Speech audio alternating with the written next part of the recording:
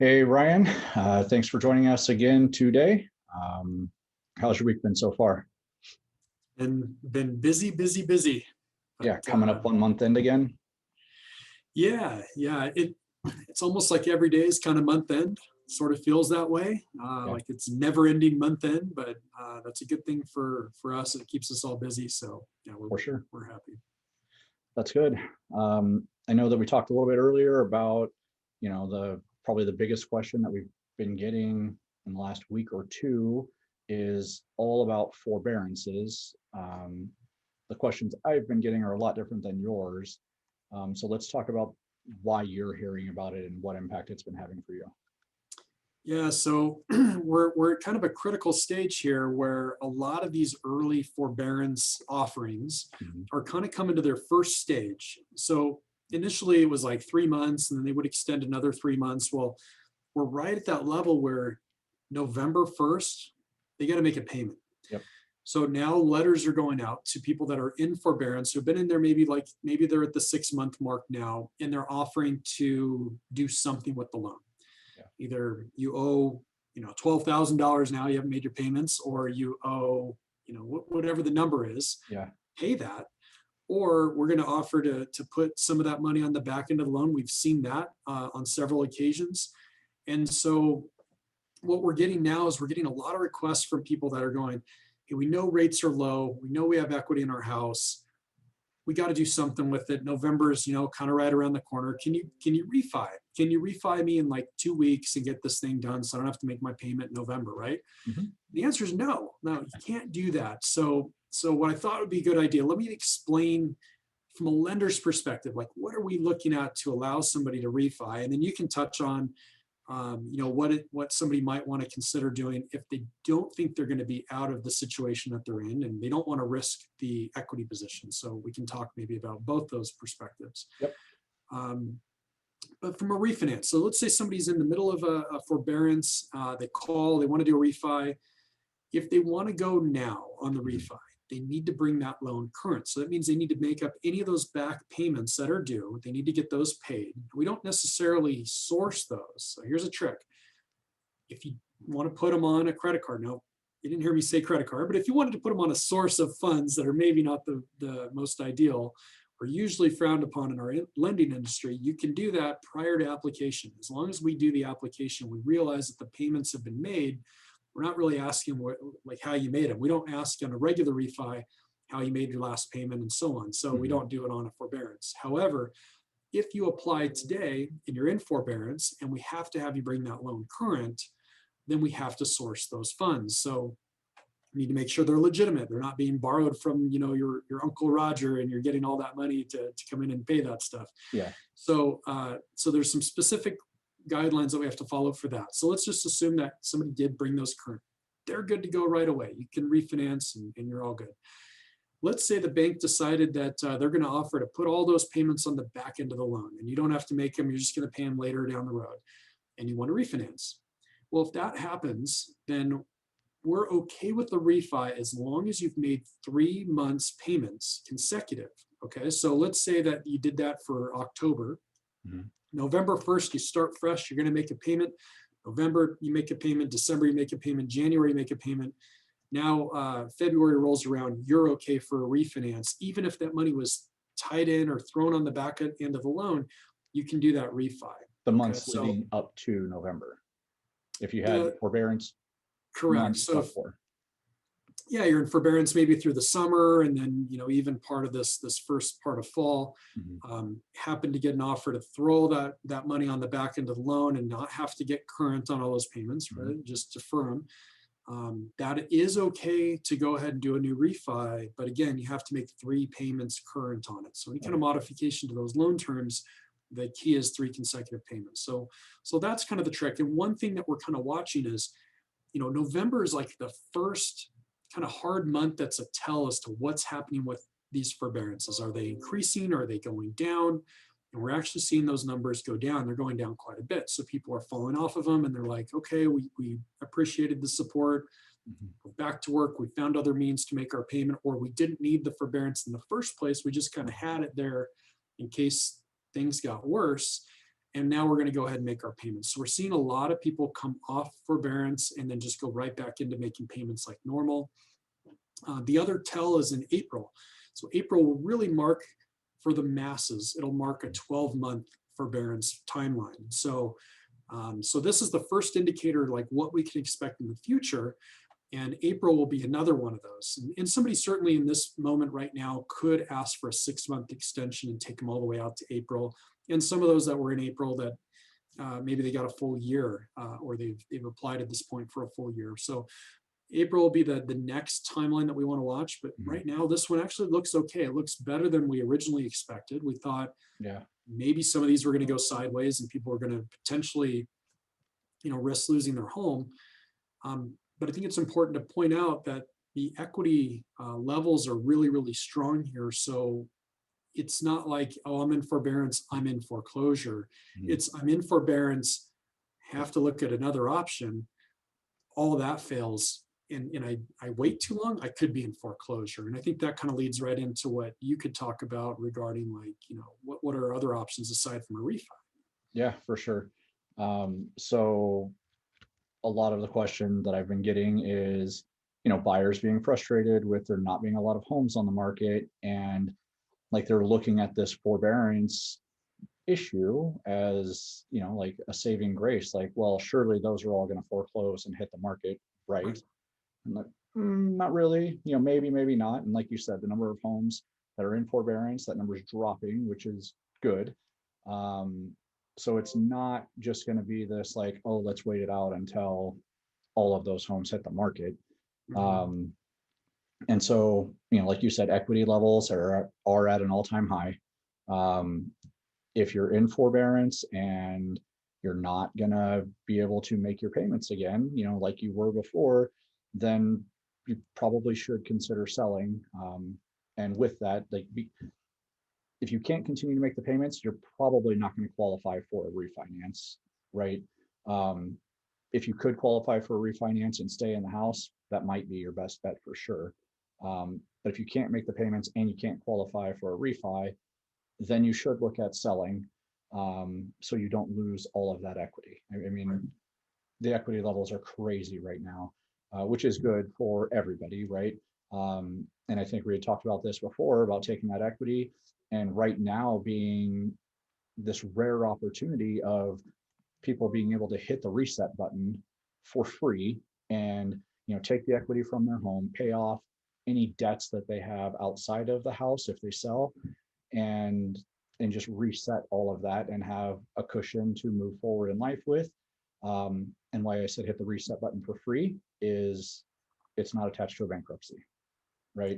And so their credit's not destroyed and they can do something sooner than they would had they filed bankruptcy. So the equity levels being high, it's good to take a look at possibly selling the house and then looking at what you're going to do moving forward. A lot of people are leaving state, which it's the cheaper alternative because rents right now, I know we've talked about that before, but a decent house, the average house on the west side, you're going to be at like $2,200 a month minimum. And that's higher than a lot of people's mortgage payments right now. So if they were in a bad spot and they couldn't afford it, I don't think that they're going to bite off more in rent, right?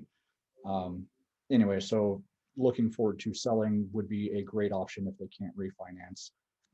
Yeah, and it's good to point out, again, the difference, and we've talked about it before, between forbearance and foreclosure. So when somebody's in forbearance, the bank isn't tapping a notice of sale to their door. I mean, they're not making a payment right now. They're not in a distressed, from a bank's perspective, they're not in a distressed state. They don't look at it like, hey, they realize you didn't make your payment. There was also an agreement that was in place. Like we know things are kind of out of your control. We're going to allow you to skip these payments. As a bank, we're going to get that money back. We're just going to get it back a little later. You agree? And the homeowner's like, yeah, no problem. Give me a few months off. I'll get caught back up to you. No problem. When you're in foreclosure, in the status or the process behind it, you're not picking up the phone, talking to the bank. You're not making your payment. And the bank's like, hey, Mike, where's your payment at? And you're like, I don't know, get my voicemail. So you're trying to avoid them at all costs. And so then it's 3 months out, Now you have made 3 payments in a row. Now you're in a notice of default. Yep.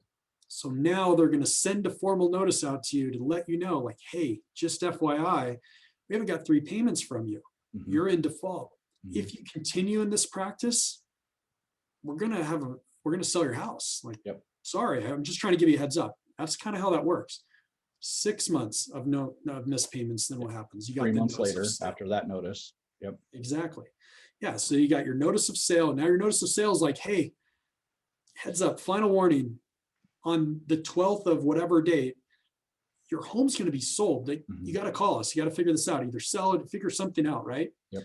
So that's very different than the forbearance that we're seeing right now. Forbearance is simply like a very kind of casual agreement. Now, there is a little concern on the bank side, like, hey, are these guys going to be able to bring this thing current or not? Yeah. But the difference between our market that we're in now, and if we would go back to like those peaks, the example you gave is great because you went 2005, increased to 2006, increase, 7 went up quite a bit, Mhm. 8 was just insane. Mhm. But to use that as reference, the homes that were bought in 2006, and if they tried to sell them in 2007, they didn't have any equity. They had no way to pay the closing costs or to pay a realtor to cover to sell the house. They didn't have any money in them.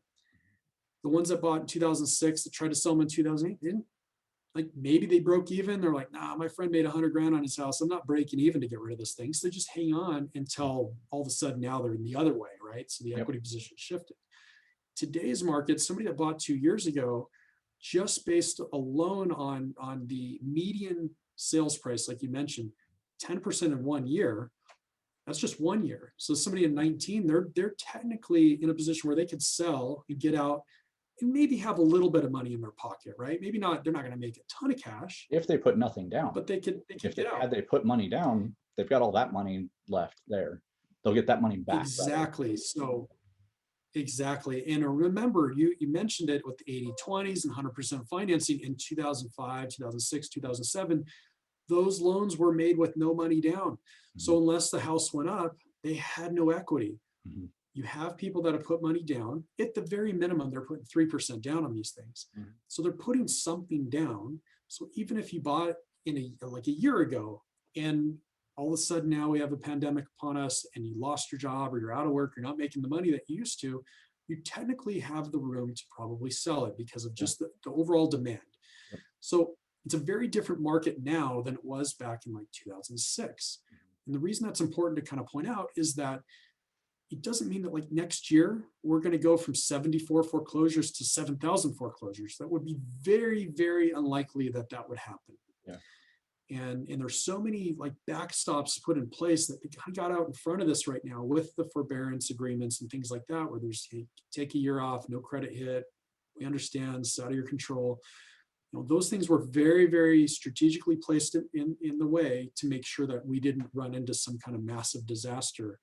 Remember, housing is a gigantic percentage of the GDP. Oh yeah. So if housing collapses, you're kind of railroading all the spending that is happening out there, and they don't want that, right? We want the economy to can improve. So very different, just to compare it.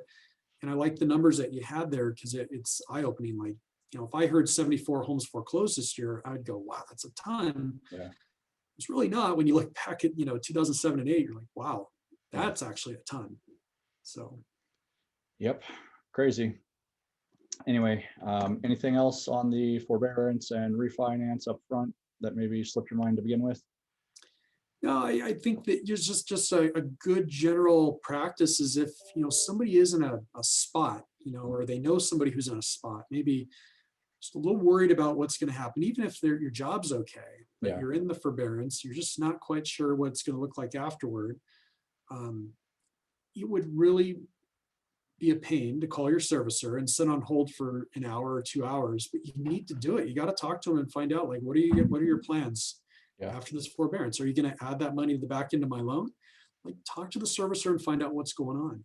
Yeah. Know what your options are so you have plenty of time to figure it out. What you don't want to do is you don't want to wait until you have like 2 weeks left or a week left and try to get all that figured out with everything else going on, and you got the holidays coming and stuff, and everything kind of slows down. So get in front of it. Yeah. It's not fun, but get in front of it so you can at least figure out, what your options are. Yeah. Well, and get ahead of the rush. Nobody 'Cause- bought a house and they immediately want to sell. yeah. And get ahead of the rush with and everybody else. again, to that point. Exactly. So just like when people were calling in to get the forbearances, if they're all kind of coming to a sunset at the same time, well, guess what? That line is going to be pretty heavy at the sunset.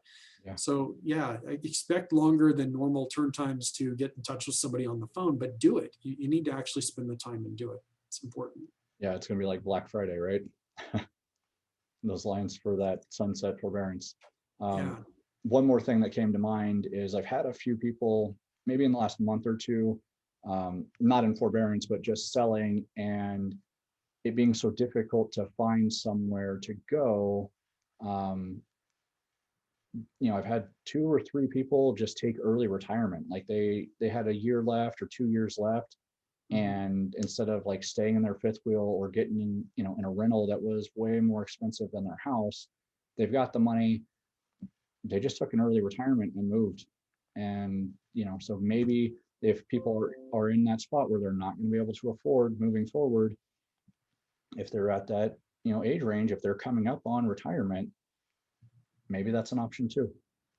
Yeah, I mean, we've seen that too. We've seen people that maybe were planning on retirement in 3 years or 4 years, and they just kind of had to revisit things today and realize that, you know what, we can actually get it done now. It's a little bit of a different plan than they originally were hoping for, but it works. And so that's a good point. If you're in that specific class, Yeah. take a look at it, revisit it. It doesn't have to be according to a plan you put in place, several years ago. Like, check it out. Maybe there's an option there. Yep. Awesome. The other thing I was gonna mention to you too is, so if say I was in foreclosure or in forbearance, Yep. and I was curious, like, what is the equity on my house? Like, how much does it cost for you to give me a ballpark on what my home's worth? 0. We do that for free. It's what we do Nothing, all right? day, every day. Perfect. So, And same yeah. thing on this side. So if I was doing a refi quote for somebody, I don't charge by the hour to do that. Yeah. We wish we could, but we don't. So, the advice, at least asking and seeing, what are my numbers, just so I know all my variables. Yeah. That part doesn't cost anything. It's just a little bit of time. Yeah, just know your options and get ahead of it, like you said.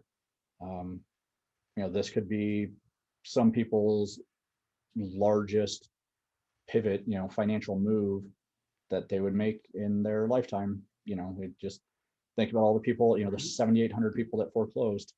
Had they thought about it a little bit sooner and avoided that foreclosure, would have had a massive impact on their net worth, even now, even 12 years later.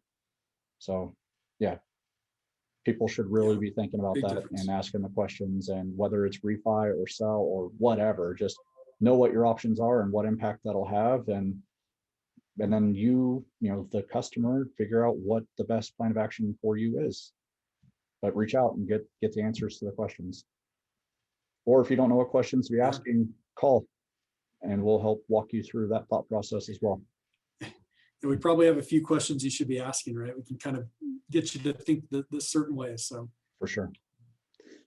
All righty, sir. Well, thank you again for your time. And as always, if you guys have questions, feel free to reach out to us. And we will do our best to get back to you and answer them as quick as possible. All right. And have a good one. All right. Thanks, guys. Bye.